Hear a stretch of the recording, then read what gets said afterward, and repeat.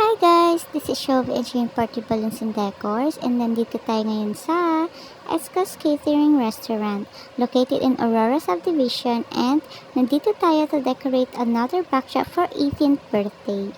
And the party will start at 5 p.m. but 1 p.m. pa lang pumunta na talaga kami dun sa venue. And this is why need namin ng early preparation kasi yung ginagamit namin panel is metal arc na kailangan pa namin mag-assemble at disassemble.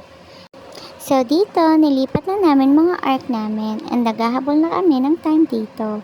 Kasi nga 5 p.m. na mag-start, although naka-ready na kami but iba pa din yung may mahabang oras kapag to check yung decorations.